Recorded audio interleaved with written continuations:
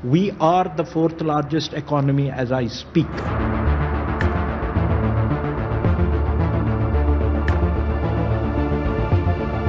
Hello दोस्तों, सारे भारतवासियों को बहुत बहुत मुबारकबाद, कॉन्ग्रेचुलेशंस। और मोदी जी को भी खासकर कॉन्ग्रेचुलेशंस कि उन्होंने वो काम किया जो अब तक किसी भी प्रधानमंत्री ने नहीं किया था। हमारे आजादी के इतिहास में ये हुआ है कि भारत अब जा पहुंचा है चौथे नंबर पर in terms of economy. Fourth largest economy दुनिया की बन चुका है भारत। नीति आयोग के चेयरमैन ने अनाउंस किया कि India today is larger than Japan. Now we are the fourth largest economy in the world. हमने जापान को ओवरटेक किया और हम 4 ट्रिलियन यूएस डॉलर इकोनॉमी बन चुके हैं। अब हमारे ऊपर यूएस, चाइना और जर्मनी जैसे इकोनॉमीज हैं और बहुत जल्द ऐसा ही चलता रहा तो हम इनको भी पीछे छोड़ देंगे। अभी पूरा माजरा समझने के लिए जीडीपी और पर कैपिटा इनकम को जानना बहुत जरूरी है। पर कैपिटा इनकम वो चीज है जो बताता है कि एवरेज पर्सन एक कंट्री में एक साल में कितना कमाता है। इसको हम पर कैपिटा इनकम कहते हैं।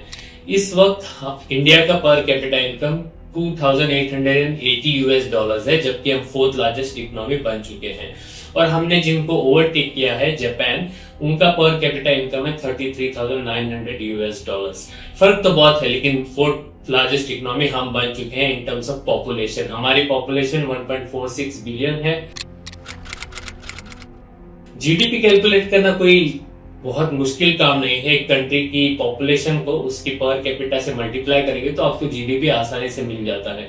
तो इंडिया की पर कैपिटा है 2880 और पॉपुलेशन 1.46 बिलियन। इसको आप मल्टीप्लाई कर लीजिए, आपको इंडिया का जीडीपी दिख जाता है 4.2019 समथिंग ट्रिलियन आ रहा है। जापान का भी सेम फॉर्मूला आप अपनाएंगे, 33,900 पर कैपिटा इनकम है 33,900, क्योंकि पॉपुलेशन 123 मिलियन है। इसको आप मल्टीप्लाई करेंगे तो आपको दिखेगा कि इन जापान का भी इकोनॉमी 4.19 समथिंग या 17 समथिंग ट्रिलियन है। यानी कि बहुत कम मार्जिन से हमने रेस में जापान को पीछे छोड़ दिया। लेकिन हमारी मीडिया लग गई पूरा बवाल करने में और मचा दिया शोर कि हम जो है फोर्थ लार्जेस्ट इकोनॉमी बन चुके हैं।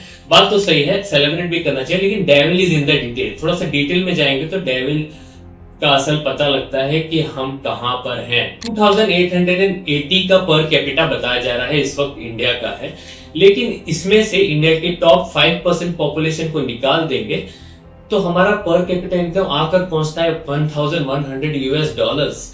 इतना बड़ा फर्क क्योंकि इंडिया के बारे में एक चीज मशहूर है कि 1% पॉपुलेशन के पास 40% ऑफ नेशनल वेल्थ आज भी मौजूद है।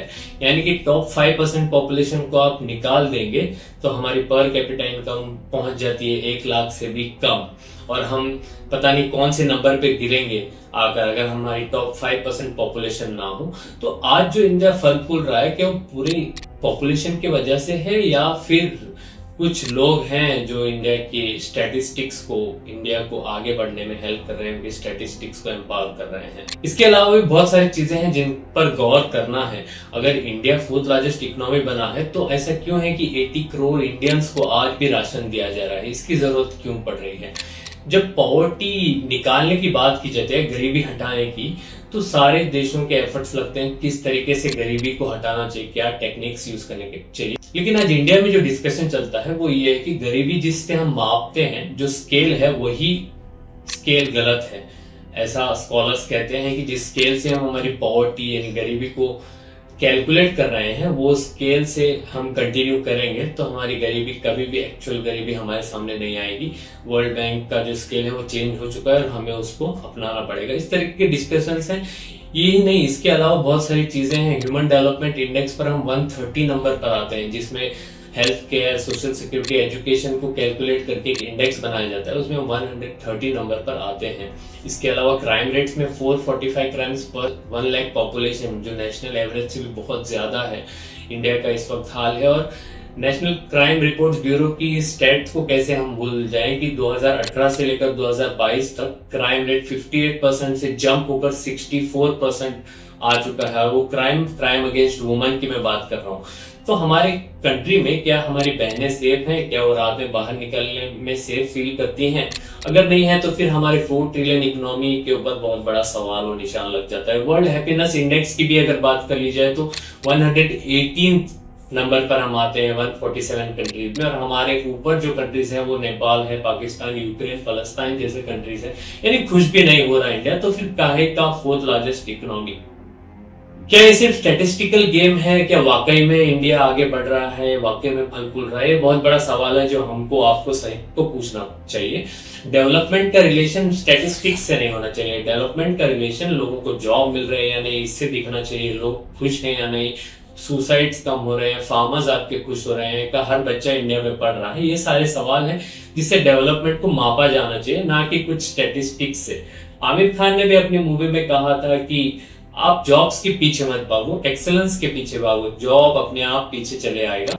सक्सेस के पीछे मत भागो, एक्सेलेंस का पीछा करो, सक्सेस झक मार के तुम्हारे पीछे आएगी। इसी तरीके से हमें इस गवर्नमेंट को भी कहना चाहिए कि स्टैटिस्टिक्स के पीछे मत भागो, आप एक्चुअल डेवलपमेंट के पीछे भागो। स्टैटिस्टिक्स खुद ही आपको सपोर्ट करेंगे। आपका क्या ख्याल है इस पूरे इकोनॉमी के डिबेट के बारे में? आप कमेंट सेक्शन में बताएं। अगर आपको वीडियो पसंद आए तो लाइक करें, चैनल को सब्सक्राइब करें और इस वीडियो को शेयर करें। Thank you.